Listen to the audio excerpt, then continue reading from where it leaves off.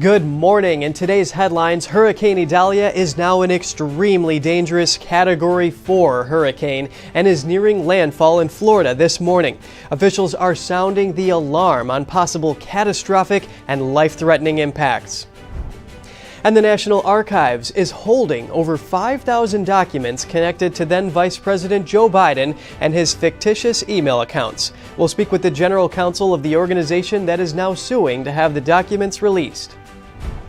A House panel demanding answers from the Biden administration about a mysterious meeting before Trump's indictment between a member of Special Counsel Jack Smith's team and a White House staffer. States like Illinois and California are recruiting non-citizens for their police forces. Some are indebted for safe passage here, and a former immigration judge says smuggling cartels would enjoy having these indebted recruits on patrol. We spoke to him. A stolen baby, foreign adoption, and a heartbroken mom. What happens after more than 40 years of uncertainty?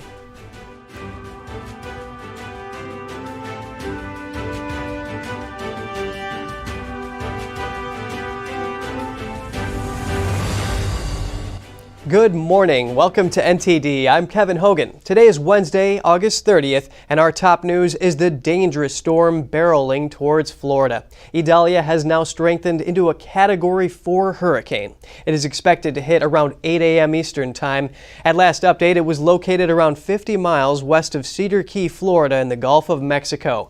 It's currently packing maximum sustained winds of 130 miles per hour, but could continue to strengthen before reaching the coast of Florida in a few hours. The National Hurricane Center is predicting catastrophic and life-threatening impacts as Idalia moves ashore. It says the storm's landfall strength and storm surge could reach once-in-a-lifetime levels along Florida's Big Bend region, which could be hit with a 12 to 16-foot surge. Florida Governor Ron DeSantis gave the latest at a presser this morning. The National Hurricane Center expects storm surge to reach up to 16 feet in some areas of the Big Bend region. We currently have 54,000 households that are out of power throughout the state of Florida, but there have been over 100,000 households that have already been restored through hard work all through the night, and those restoration efforts are ongoing. Any place it's safe to do, people are there working to get that done. As soon as it's safe to do so, when the winds die down to a sufficient level, search and rescue efforts will begin. Continuing with Hurricane Idalia, officials are urging people to heed evacuation orders as Florida braces for fierce winds and surging seawater. NTD's Daniel Monahan has more on warnings and preparations ahead of the storm. Idalia's fury steadily intensified on Tuesday, drawing energy from the warm, open waters of the Gulf of Mexico. Millions of people in the storm's path have tied down boats, boarded up windows, sandbagged their properties, and headed for higher ground. Mandatory evacuation orders had been issued in at least 28 of Florida's 67 counties as of Tuesday night. Florida Emergency Management Chief Kevin Guthrie says the predicted storm surge is 3 feet higher than was forecast for the deadly Hurricane Ian. We are going to experience historical flood surge up into the Big Bend area. This is nothing to be messing around with.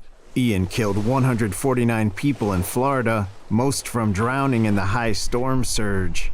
Florida Governor Ron DeSantis is reminding people that getting out of harm's way doesn't mean traveling hundreds of miles, saying simply getting to higher ground at a friend's house or shelter will do. Now, if you do choose to stay in one of the evacuation zones, first responders will not be able to get you until after the storm has passed. That's right, they're not going to be able to get there till after the storm has passed. So please make decisions that are best for you and for your family. This coastal town resident says she's heeding her law enforcement officer son's pressure to evacuate. They have ordered a lot of body bags. They're expecting some fatalities, so I don't want to be one of them. Emergency Director John McDonald is calling on people to get far out of the surge zone. He says anything on the east side of Highway US 19 will do. It's real. It's happening. We can deny it. We can do that. We always tell everybody to run from the run from the surge and hide from the wind. The head of FEMA says the forecasted storm surge is uniquely dangerous for Florida's west coast due to its underwater geography. Very few people can survive being in the path of major storm surge, and this storm will be deadly if we don't get out of harm's way and take it seriously. The outer bands of Hurricane Idalia have already wreaked havoc in Fort Myers Beach, not even a year after Hurricane Ian destroyed large swaths of the city. This Cedar Key Island resident will be riding out the storm holed up in a stone church. We've got some elderly and infirm people here on the island that have just refused to leave. And I just felt a responsibility as their neighbor and as a person that loves this island to try to stay behind and to see what I can do to help. He says they have rescue boats set up for people to leave once the storm passes. The island resident shared when you live on the Gulf, you get a feel for the natural rhythm of things. And right now you can feel the pressure dropping in your belly, and it feels like the hand of death. Most of Florida's 21 million residents and many in Georgia and South Carolina are under hurricane warnings and other storm-related advisories. Emergency declarations have been issued in all 3 states. Daniel Monahan, NTD News. Stay safe, everyone, and we will keep you updated as this develops. From natural disasters to National Archives, the agency may have over 5,000 documents connecting then Vice President Joe Biden to fake email accounts. That's according to a lawsuit filed by a conservative legal foundation. NTD's legal correspondent Arlene Richards has more details. The Southeastern Legal Foundation, a nonprofit national legal organization, revealing that the National Archives identified nearly 5,400 documents connected to pseudonym email accounts used by then Vice President Joe Biden. This comes in response to the Foundation's Freedom of Information Act request on June 9, 2022. The Freedom of Information Act, or FOIA, permits American citizens to seek transparency from the federal government on matters of national concern. The Foundation had requested all emails used by then Vice President Joe Biden under 3 pseudonyms: Robert Ware, J.R.B. Ware, and Robert L. Peters. They're investigating whether or not President Biden was involved with his son's foreign business dealings. The House Oversight Committee requested the same emails earlier this month in connection with its own investigation into President Biden. In a timeline of the investigation, the committee reports records obtained through the committee's subpoenas to date reveal that the Bidens and their associates have received over $20 million in payments from foreign entities. Coma responded to the number of documents held by the archives. Every week we find more information, more pseudonyms, more communication between Joe Biden and his family, more shell companies, more wire transfers. So this is getting worse by the day. According to the Foundation's press release, it first requested the emails in 2021 after members of the Senate Judiciary Committee identified the 3 email accounts in a letter to the archives. But the archives said it was too soon to release them. Then the Foundation made a second request in June 2022. The archives responded in a June 24, 2022 letter. We have performed a search of our collection for vice presidential records related to your request and have identified approximately 5,138 email messages, 25 electronic files, and 200 pages of potentially responsive records that must be processed in order to respond to your request. The Foundation states in the lawsuit that in the last 14 months, the archives responded 5 times but failed to provide any responsive records. The archives has not returned media requests for comment. Arlene Richards, NTD News. And now we're going to hear from the legal organization filing the lawsuit to have the National Archives release Biden's emails. Kimberly Herman, General Counsel of the Southeastern Legal Foundation, joins us live. Good morning, Kimberly. What is your group looking for in these emails? Honestly, the truth just needs to come out to the American public about what is in these emails. We've seen a few of them. They've been released by John Solomon, the New York Post, and others. And we know that Joe Biden was forwarding government information to his son and other people. The question is why? How many times did he do this? And what was the actual substance of the other thousands and thousands of emails that the American public hasn't seen?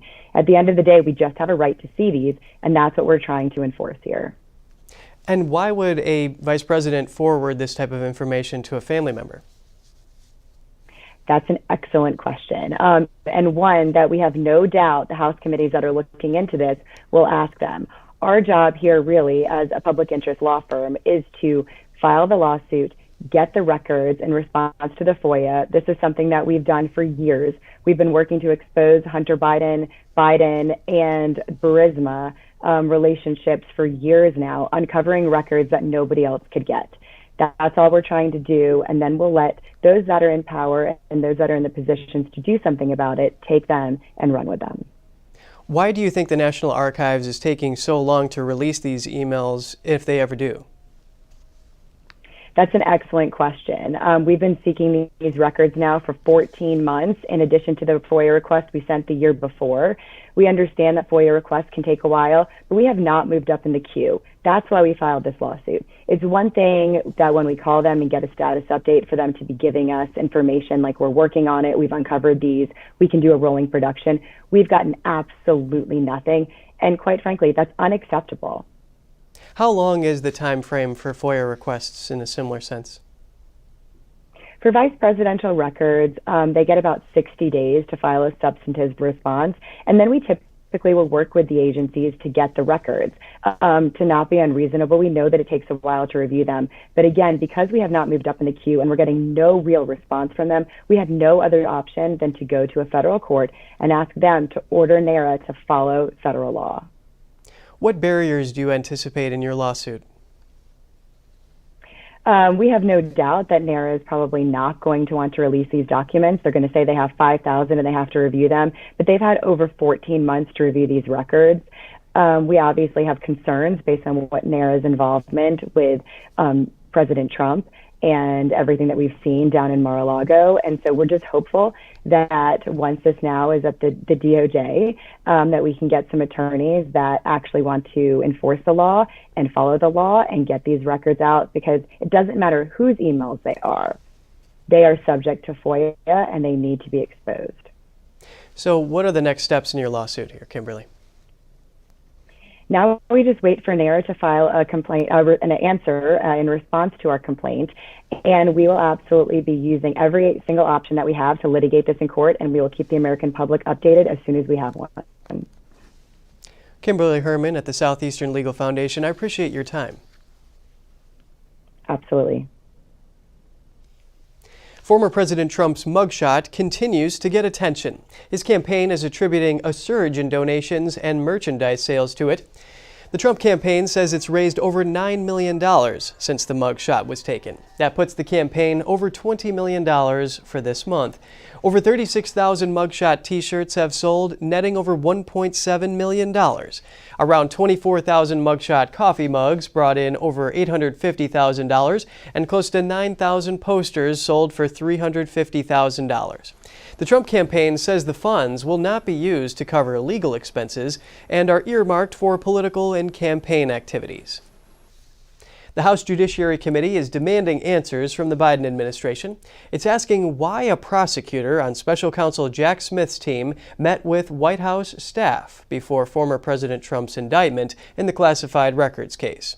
NTD's Jeremy Sandberg has more on the committee's demands. House Republicans are pressing the Justice Department and the White House to provide records of communications between Special Counsel Jack Smith's office and President Biden's executive office. House Judiciary Committee Chair Jim Jordan raised questions about possible prosecutorial misconduct in a pair of letters to Attorney General Merrick Garland and White House Chief of Staff Jeff Zients on Tuesday. The letter cited media reports and White House visitor logs of a meeting between Jay Bratt, a prosecutor on Mr. Smith's team, and the Deputy Chief of Staff for President Biden's White House counsel's office, Caroline Saba, on March 31st, and a meeting between Bratt and an advisor to the White House Chief of Staff's office, Catherine Riley, in September 2021, several weeks before Trump's indictment in the classified documents case.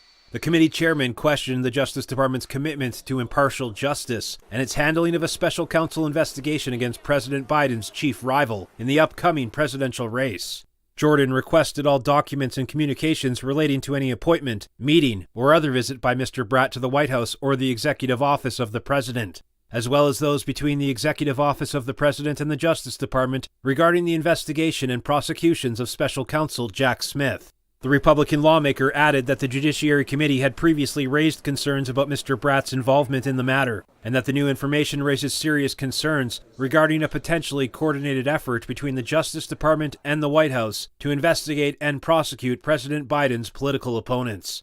The Judiciary Committee threatened to subpoena if the records are not provided.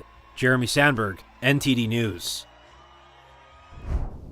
Heading into the break, it's been 2 years since 13 troops were killed during the withdrawal from Afghanistan, their families raising questions and concerns. 5 pro-life activists found guilty on charges of stopping women from entering a Washington abortion clinic. Stay tuned for that story.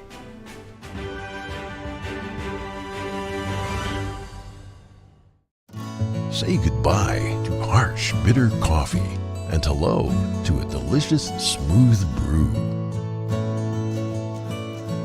With specialty quality beans, expertly roasted in-house, you'll taste the difference with every sip.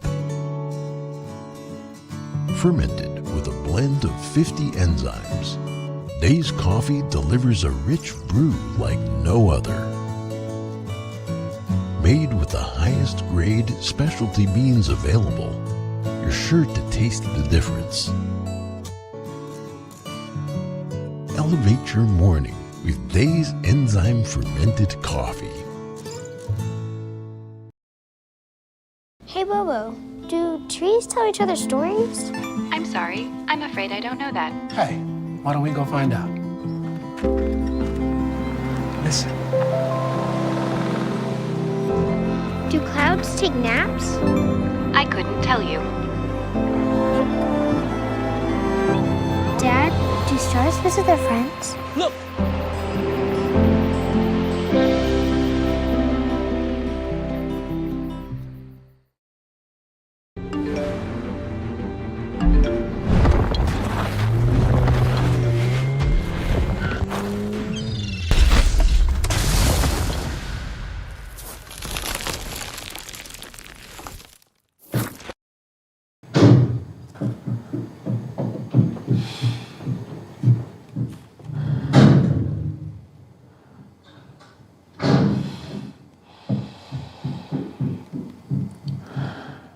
I love you!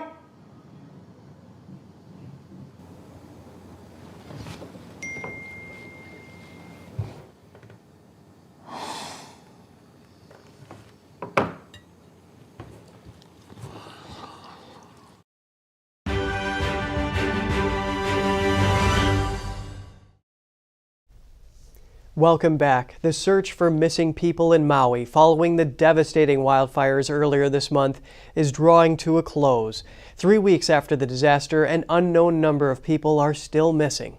Officials say some search activity continues in the ocean off the coast of Lahaina, but no human remains have yet been found. So far, authorities have identified and notified loved ones of 45 of the over 110 killed. They have collected DNA from over 100 people to identify the dead and continue to see more samples. Meanwhile, Maui officials hired a new interim administrator of the Maui Emergency Management Agency, Daryl Oliveira. The former head of the Hawaii County Civil Defense Agency replaces predecessor Herman Andaya. Andaya recently stepped down from his post, citing health reasons. Oliveira said at a press conference that the agency will now be moving into the next phase, which will focus on hazardous waste removal conducted by the U.S. Environmental Protection Agency. An update on the Jacksonville shooting that left 3 people dead over the weekend. Audio of a 911 call from the shooter's father was released yesterday. He says on the call that his son stopped taking psychiatric medication and pretty much lived in his room after losing his job and dropping out of college. Records show the suspect had encounters with police as a teenager, one involved in involuntary psychiatric evaluation due to a suicide threat. A new rule for federally protected waters. Tuesday, the Environmental Protection Agency and U.S. Army slashed federally protected water by more than half. The move follows a Supreme Court decision in May that rolled back protections for U.S. wetlands. The rule will invalidate an earlier definition of what constitutes the so-called waters of the United States after the Supreme Court ruled Clean Water Act protections extend only to wetlands with a continuous surface connection to bodies that are waters of the United States in their own rights. It could impact up to 63% of U.S. wetlands by acreage and close to 5 million miles of ephemeral streams. An ephemeral stream is one that typically only has water flowing through it during and immediately after rain events. The decision excluded wetlands and smaller tributaries from being protected as they had been for the last 45 years. The rule goes into effect immediately. Taking on Big Pharma. That's what President Biden is touting as he announces the first drugs to be targeted for price cuts. But drug companies are fighting back in court. NTD's Iris Tao has more from the White House. President Biden announced the first 10 drugs for which Medicare will be able to negotiate prices with drug companies. Biden says it will help Americans save money on prescription drugs. Today is the start of a new deal for patients, where Big Pharma doesn't just get a blank check at your expense. Biden's Inflation Reduction Act last year gave Medicare the unprecedented authority to directly hash out drug prices with drug manufacturers. And President Biden, who's seeking re-election, is touting that step as one of the ways that he's improving the economy. They started referring to my economic policy as Bidenomics. Well, guess what? It's working. Yeah. The drugs selected for price-lowering talks include big-selling blood thinners Eliquis and Xarelto, as well as diabetes drug Jardiance. But consumers won't see any immediate savings as any negotiated price won't go into effect until 2026. And that's as the move is also getting strong pushback from major drug makers like Johnson & Johnson and Merck.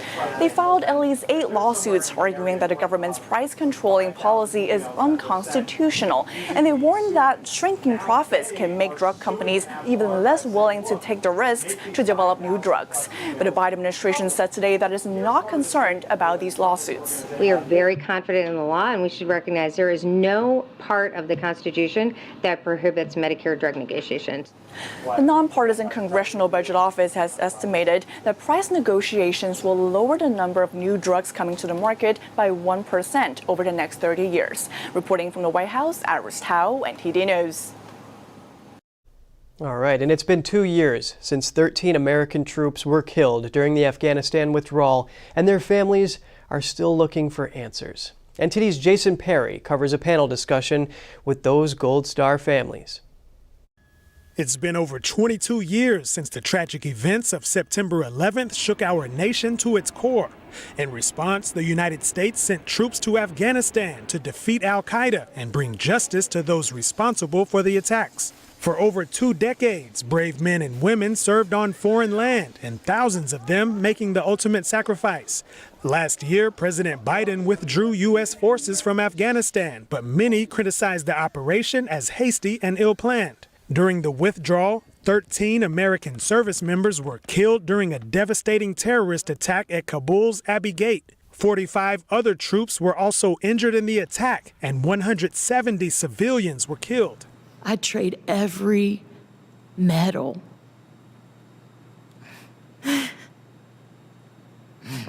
every award to have my son back.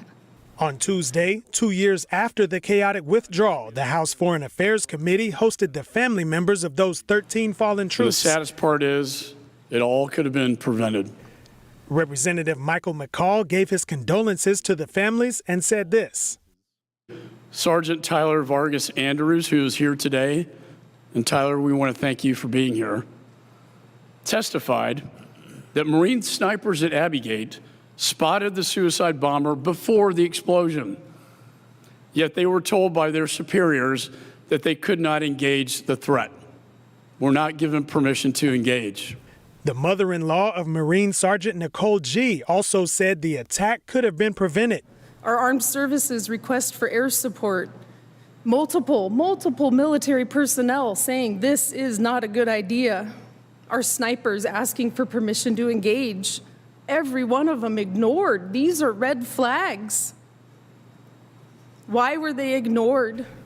Midway through the panel, a message was brought in from the Pentagon. I want to read a statement that I just received from General Milley. The statement said Milley believes the military did the best they could, briefing the families. And if there were issues with that, we need to take whatever corrective action is necessary.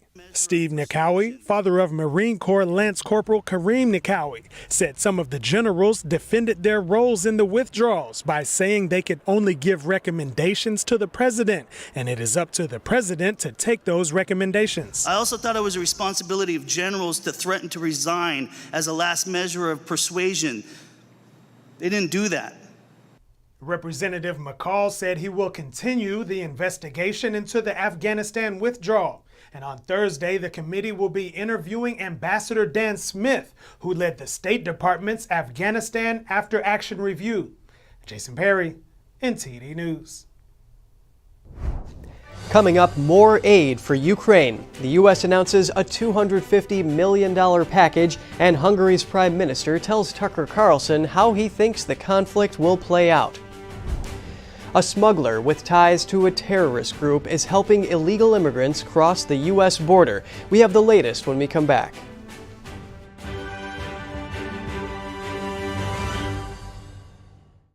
Is deep-sea fish oil really healthy?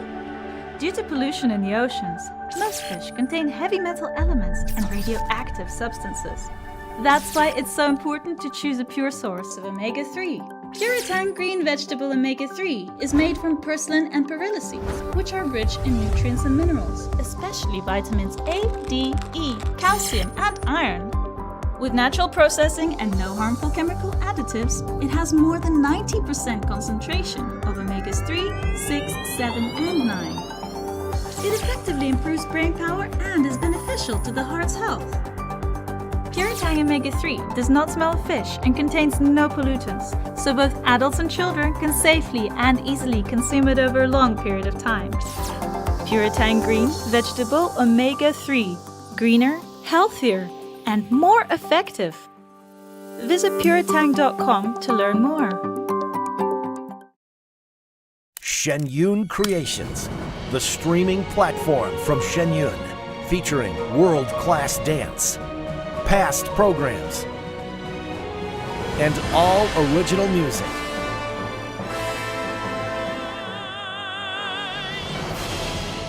Masterclasses, behind the scenes, comedy, and more.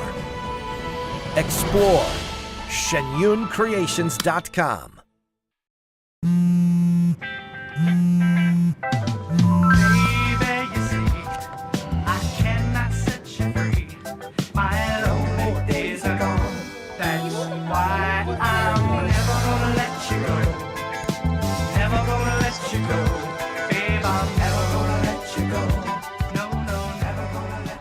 Here you go. Thank you. Thank you. Never gonna let you go. Never gonna let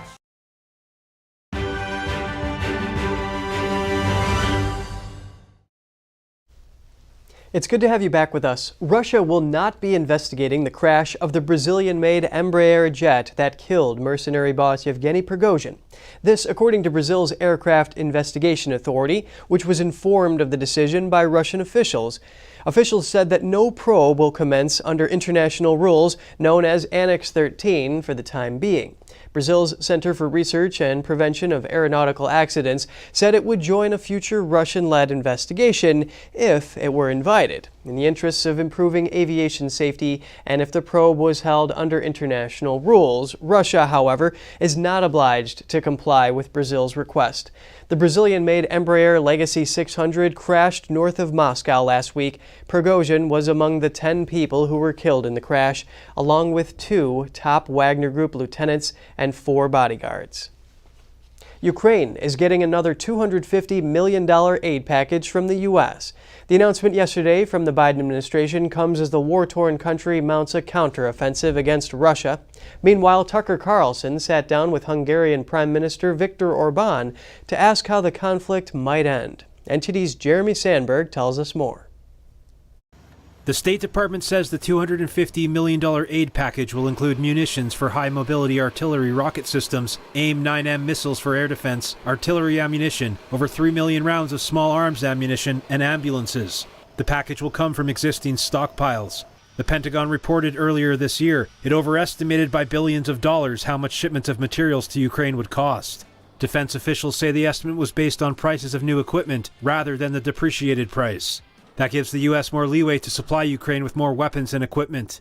The Department of Defense says over $113 billion in military and humanitarian aid has been sent to Ukraine since the war started, but not all of the funds have been used. Hungarian Prime Minister Viktor Orbán told Tucker Carlson in an interview on X Tuesday, Ukraine has no chance of winning the war. It's not just a misunderstanding, it's a lie. It's impossible. Orbán called the support for Ukraine a badly engineered strategy. He says it comes down to numbers and that the figures and data don't add up. The poor Ukrainians die every day. Yes. Hundreds and thousands, So my heart is with them. So it's tragedy. It's tragedy for Ukraine.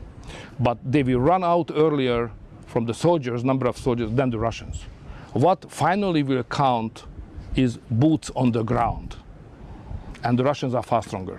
The U.S. and its allies are planning long-term military assistance to Ukraine, building off commitments made on the sidelines of a G7 meeting in July. Close to 20 non-G7 countries are backing the effort. Jeremy Sandberg, NTD News. And now for some short headlines from around the world. Military officers in the Central African state of Gabon claimed to have seized power this morning. The officers also said they annulled the recent elections in which President Ali Bongo was declared the winner and have placed him under house arrest. Bongo's family has ruled the country for more than half a century. The Danish government has proposed a bill that would make it illegal to burn copies of the Quran in public places. Doing so would be punishable by fines or up to 2 years in prison. It's part of the Nordic countries' effort to de-escalate tensions with Muslim countries. Denmark and Sweden have seen a recent string of protests where copies of the Quran have been burned. In a world's first, doctors pulled a live 3-inch long worm from a woman's brain in Australia. A neurosurgeon discovered the roundworm during brain surgery. The parasite is usually found in pythons. Researchers say the woman probably caught it when foraging an area inhabited by carpet pythons for a native leafy vegetable. And after the break, we ask whether those in the U.S. illegally or under parole should be able to become police officers. Some blue states are pursuing this. We hear from a former immigration judge. Books some deem inappropriate in the spotlight. A group of publishers and booksellers balk at a new Texas law. We have analysis for you in just a minute.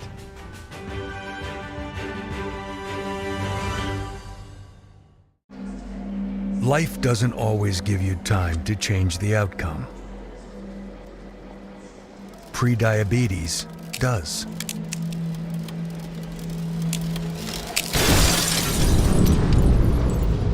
One in 3 adults has prediabetes, and you could be one of them. There are usually no signs for prediabetes, so it's important to understand your risk. With early diagnosis, prediabetes can be reversed. And you can change the outcome. Take the 1-minute prediabetes risk test today. Go to doihaveprediabetes.org. 2 neurosurgeons couldn't figure out anything that was wrong with me or what I would need surgery for. Dr. Benatti, without even seeing me, knew I was hurting, knew they could help me. First time I came in here was Monday, and today is Thursday. I've had 2 surgeries and am doing fantastic. I'm still in shock that I can walk. That's all within 4 days.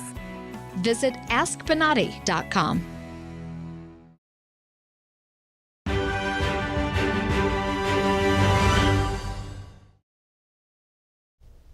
Welcome back. A smuggler with ties to a terrorist group is facilitating illegal border crossings, posing a potential security threat. The White House says he's part of a smuggling network that helps Uzbek migrants enter the U.S. from Mexico. The White House spokesperson said authorities have no indication that migrants aided by the smuggling network have terrorist connections. She doesn't confirm links to ISIS specifically or where the smuggler is based. The FBI is trying to locate about 15 of roughly 120 Uzbek migrants who entered the country through the network. A spokesperson said no specific ISIS plot has been uncovered. In 2022, U.S. Customs officials encountered over 3,000 Uzbeks at the border. Should non-citizens have the right to arrest U.S. citizens? The question comes as some states, like California and Illinois, try recruiting illegal immigrants to fill their police forces. I spoke to a former immigration judge about the risks of doing so and how the defund the police movement has played into this. Take a look. Joining me now is Matt O'Brien, Director of Investigations at the Immigration Reform Law Institute. It is great to have you with us, Matt. Can you start by telling us which types of illegal immigrants are being considered here as potential police officers? Sure. So the way these statutes are set up, they say that anyone who has a work authorization in the United States and otherwise meets the hiring requirements could be hired and put to work as a police officer. The problem with that is that many of the people that have work authorization are folks that were either paroled into the United States. Parole is a legal fiction, which means that people are at the border seeking admission, but they're allowed in for the convenience of the U.S. government. Deferred action, which is what the so-called DACA kids have, is an acknowledgement by the government that you are not here lawfully, but the government is going to refrain from exercising its prosecutorial authority to deport you from the United States. There are also people here on temporary visa statuses like H-1B that might have work authorization. However, the terms of their admission are limited to them doing a particular kind of job for a particular employer. So this is a disaster waiting to happen. Most police departments don't understand these different categories. And there are a whole lot of unresolved issues that we're going to wind up crashing into with this very poorly conceived plan. I want to talk about these parolees that you mentioned. California law allows those that were released under Mayorkas's parole program, the so-called one, that they're not always screened in their home countries and may be indebted to smuggling cartels. So what's your reaction to this? Well, this is a huge problem. If you have people that are indebted to smuggling cartels or that were involved in some kind of crime in their own country, they're subject to influence. And what would the cartels like more than having a whole bunch of police officers on American departments that they can coerce into looking the other way when a crime happens? And that doesn't even begin to address the issues that you have with people, you know, perhaps not wanting to prosecute fellow countrymen who are recently arrived. You know, there's all kinds of possibility for corruption and everything else. And then you have the matter that many of these people at this point in their stay here in the United States, I guess would be the best way to phrase it, aren't familiar with language and a lot of the cultural nuances. And there was that terrible situation in Minneapolis where a Somali immigrant who was recruited to be a police officer shot an Australian woman who had made a call about a prowler, and he had no basis for so doing. So these are the kind of situations that may become much more frequent if states and cities go forward with this very ill thought out, crazy plan. Thank you for giving us some context surrounding this. Now, blue state politicians cite the need for police and a more diverse force as part of the reason for this. But what would happen if these illegal immigrants were not allowed to become police officers there? Well, I don't think much of anything is going to happen. The terrible problem they're having recruiting police officers at the present time has to do with the defund the police movement and the fact that police officers aren't being allowed to do their jobs in terms of addressing crime. I think if those things change, then you're going to get a lot of Americans that do want to become police officers, and you're going to get a lot fewer people leaving police forces. So I think it's more important to correct the problems that have discouraged people from becoming police officers and that have caused people to retire than it is to immediately go for the low-hanging fruit and say, we're going to take a whole bunch of people with a dubious immigration status who may not even have the lawful right to be here, in many cases won't have the lawful right to carry a firearm, and we're going to put them in a position of authority over U.S. citizens, arresting them and possibly giving testimony against them in a court of law. Well, I do really appreciate your analysis. Matt O'Brien at the Immigration Reform Law Institute, thank you. Thank you very much. 5 pro-life activists were found guilty yesterday on charges of stopping women from entering a Washington abortion clinic. They face up to 10 years in prison for conspiring to prevent someone else from exercising their rights. The charges stem from an October 2020 incident where the pro-life activists entered the Washington Sergey Clinic. The prosecution said they conspired to block the clinic's entrances.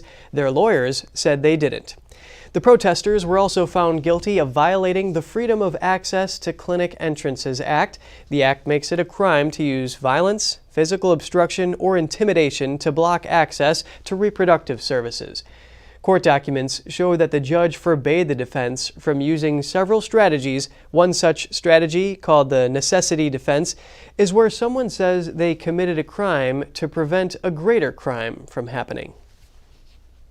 And a group of national publishers and booksellers is suing Texas over a law that will force public school library vendors to review and rate books for sexual content. NTD's Daniel Monahan spoke with Cindy Castilla, president of the nonprofit organization Texas Eagle Forum, for her take. The bill, also known as the Reader Act, was passed and signed into law by Governor Greg Abbott in June. It aims to protect children from exposure to inappropriate or explicit sexual content in public school libraries. It will require school library vendors to label books as sexually explicit, sexually relevant, or no rating. The bill is a result of the years-long efforts by parents across the state, angry with school districts over library materials they see as inappropriate for their children. Cindy Castilla says virtual learning during COVID allowed parents more intimate knowledge of what was going on in their child's classroom. Parents started to discover what was in their libraries at their school and sometimes in classroom libraries, and it wasn't anything that made most parents happy. One such book is Let's Talk About It, described on the cover as the teen's guide to sex, relationships, and being a human. Other books include Genderqueer, which has graphic sexual drawings and which parents say teaches kids how to set up a Tinder account. Or This Book is Gay, which also teaches kids about other online dating apps, which critics say exposes them to potential abuse. Other titles parents complained about included Lawn Boy, All Boys Aren't Blue, and What Girls Are Made Of, which has explicit and graphic descriptions of sex. People have had their kids exposed to things. People have stories from their history of overexposure, but it's mostly just about, if we want education to do what it's supposed to do, why are we spending time getting our kids to read books that actually sexualize them? That is not what education is about. Castilla says the Texas public school system has goals which are supposed to define its education system. The main things that they say they want to accomplish, their goals for students, are to demonstrate exemplary performance in reading and writing of the English language, understanding of mathematics, understanding of science, and understanding social studies, which would include history. She says those goals don't include what she calls sexualizing kids. Castilla doesn't see any issue with forcing vendors to review and rate the books they sell. It makes them know their product. When you go to a restaurant, they have to know what they're serving you. They know it comes from a good source and that it's reliable. The vendors have to know what's in these books because they are providing them to other people's children. They probably look and see what's in their own children's books. One Texas parent who wished to remain anonymous points the finger at the American Library Association. She says the majority of the books parents found inappropriate were on their recommended reading lists. The group of publishers and booksellers have filed a 28-page complaint that describes the ratings law as a book ban. They argue that it violates the First and 14th Amendments, but Castilla says opposing explicit content has nothing to do with violating the right to free speech. there's federal law and there's court cases that support that obscenity and pornography are not free speech. Adding that free speech does not allow you to expose someone else's children, for example, to explicit sex or graphic rape from the rapist's perspective. Daniel Monahan, NTD News. Still to come, Americans are feeling less confident to spend as summer draws to a close. What's behind it? NTD Business host Don Ma brings us more after the break.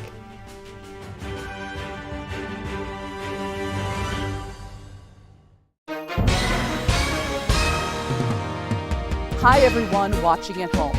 We're here to remind you that if you or someone you know were injured in an accident that was not your fault, listen up.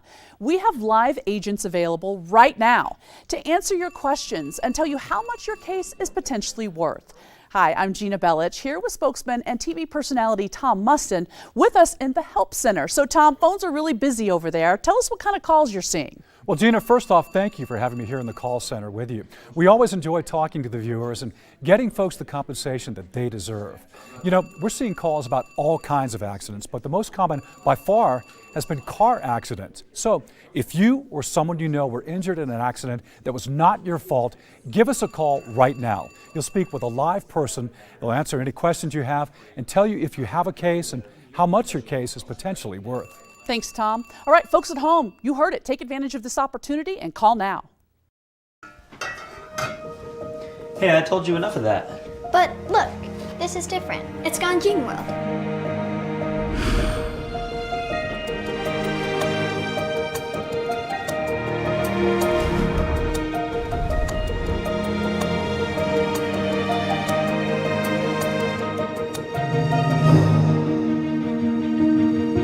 Ganjin World. Family-friendly entertainment.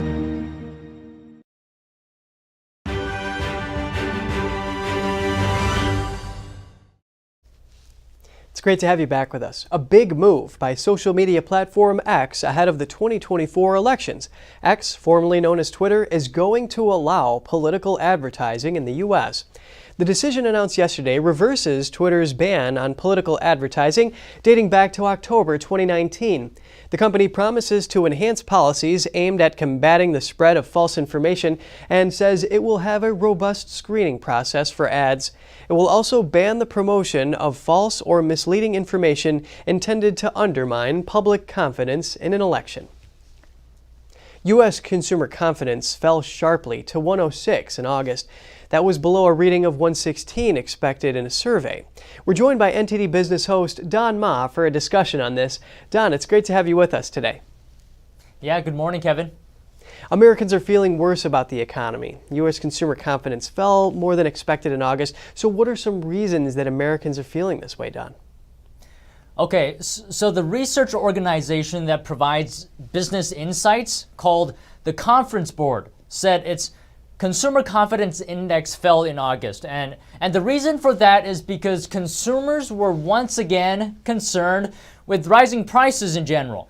That's like for groceries and for gasoline in particular. And Kevin, I say once again because before this, we saw 2 straight monthly increases actually in consumer confidence. The pullback this month in consumer confidence was seen across all age groups, but most notably among consumers with household incomes of $100,000 or more. But those earning less than $50,000 are also seeing a drop in confidence, Kevin. Hopefully that can bounce back. So why is consumer confidence something that is so closely watched? So consumer confidence is important because it directly impacts economic activity. When consumers feel confident about the economy and their personal financial situation, they're more likely to spend money on goods and services. Consumer spending is a major component of the U.S. gross domestic product, around 70%. So that's very significant. And this increased spending stimulates demand and then drives business growth and leads to job creation. It can be seen actually as a very important indicator of economic health. Yes, and the U.S. economy is definitely very consumer driven. So do you have anything else for us today, Don? Yeah, sure. new figures on the U.S. job market. So job openings actually dropped for the third consecutive month. According to the Bureau of Labor Statistics, it's below 9 million for the first time since early 2021. And the Federal Reserve has actually been hoping for more slack in the labor market, so this could be a welcome situation. The imbalance between worker demand and supply could cause wages to rise. That could ultimately cause an increase in inflation. So an update on Hurricane Idalia. It's creating headaches for air travelers. Two of Florida's largest airports, Tampa International Airport and St. Pete Clearwater International Airport, were closed yesterday. Hundreds of flights have been canceled. Southwest Airlines was the most affected with over 140 cancellations. Delays have stretched into Thursday. And just one last update. Google is placing a price tag on its AI features. The company says it will charge large businesses $30 a month per user. That's for Duet AI technology, added to Gmail and other productivity apps. It can create text and images for documents and take notes on meetings. The $30 travelers, and it's a good thing that the airlines are taking all the necessary precautions here. And so, Don, thank you, host of NTD Business. I appreciate it. Thank you, Kevin. Home insurance premiums are up, prompting many Americans to get rid of their insurance altogether. But there are risks to not having an insured home. NTD's Faye Quarter describes the worst-case scenario. The average home insurance premium is up from $1,383 a year in 2022 to over $1,400 in 2023. This is prompting many Americans to drop their policies, according to the Wall Street Journal. I'm seeing this with acquaintances, people I know who have maybe just paid off their home or they're retirees that I've met, and they feel like they're in a financial position where they don't have to have homeowners insurance because they no longer have a mortgage. Laura Adams is an analyst at Finder.com, a website where you can quickly compare home insurance plans from different companies. She says that it's very risky to not have insurance. Experts say few people can financially handle the loss of an uninsured home. It's not just about getting money after losing your home. You may have to pay to remove the remains as well. Worst case scenario in my mind is that you have no insurance, whether you purposely didn't pay it or you just accidentally let it lapse by not making the payment, and your house burns down and you literally lose everything. Insurance agent Heidi Moore says most plans cover not only your home, but also the items inside your home. This could include furniture, electronics, and appliances. If insurance is too expensive, Moore suggests getting a less expensive plan. There are creative ways sometimes to help with making an insurance policy for your home a little bit more manageable financially. You can change liability limits. You can definitely change deductible amounts. So the higher the deductible, typically the lower the payment. But even though we don't really advise insuring your house for less than it would be to rebuild it, most mortgage lenders require that borrowers have home insurance. If a borrower drops the policy, the lender will likely impose very expensive penalties. They may buy an insurance plan for you and pass the costs on to you. These plans are typically much more expensive than the plans you'd buy yourself. Lenders may also take legal action, raise your interest rate, or demand immediate payment of the rest of your mortgage. Faye Quarter, NTD News. Just ahead, Taylor County, Florida is pulling out all the stops to prepare for Idalia. Local inmates are helping bolster their defenses. A baby stolen at birth in Chile and sold into adoption in America finds his birth mother. Stay tuned to find out more.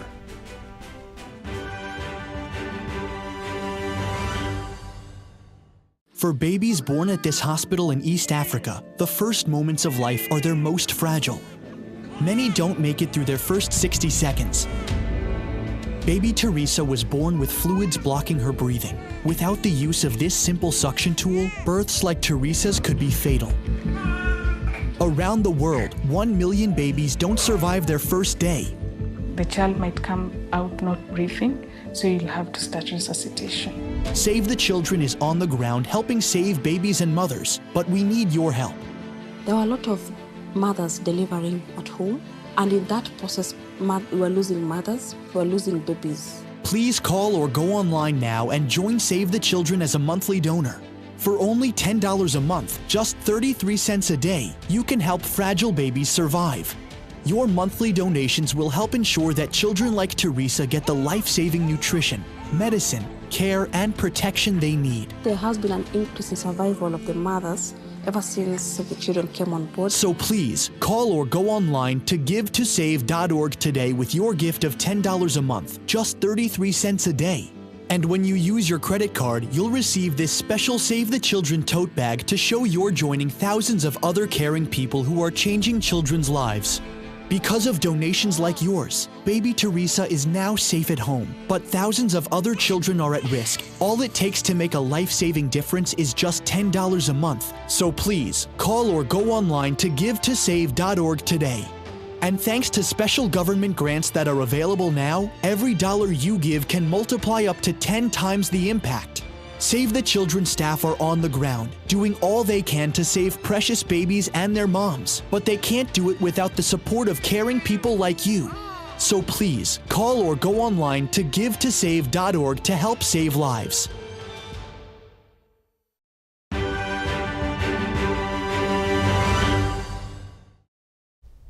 Welcome back. Hurricane Idalia has been downgraded to Category 3 from Category 4.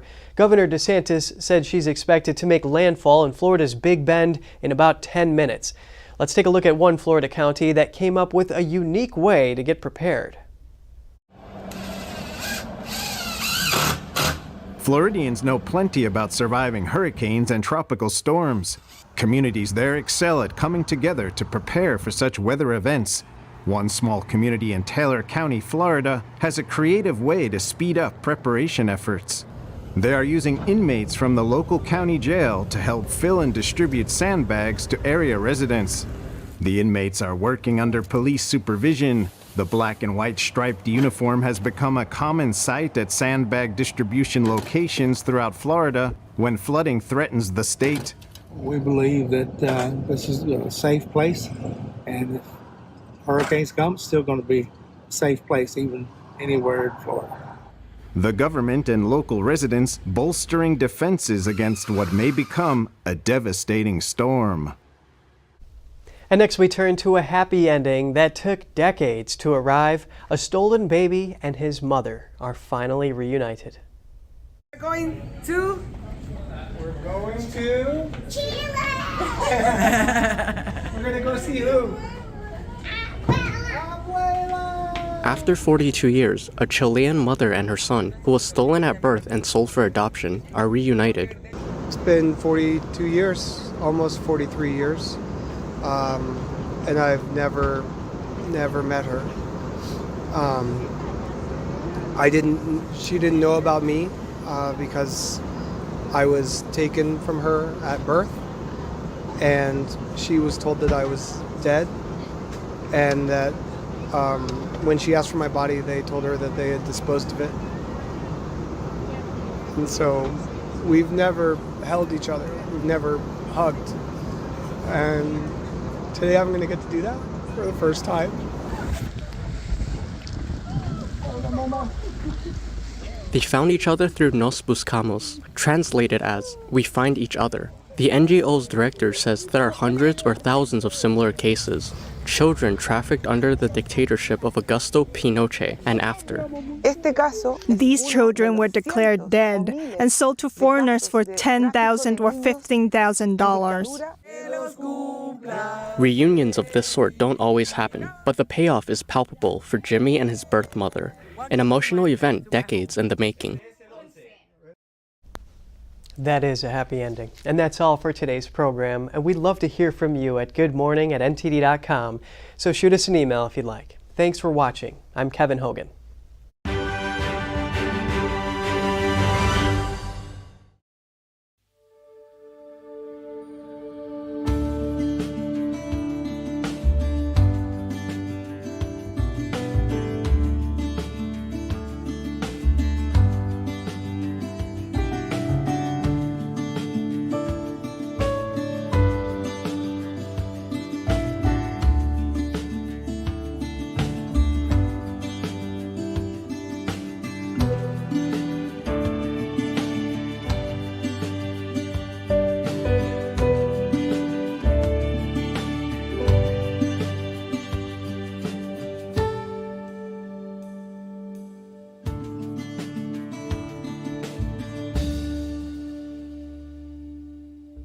Thanks for watching us on YouTube. Did you know YouTube only keeps selective videos on its platform?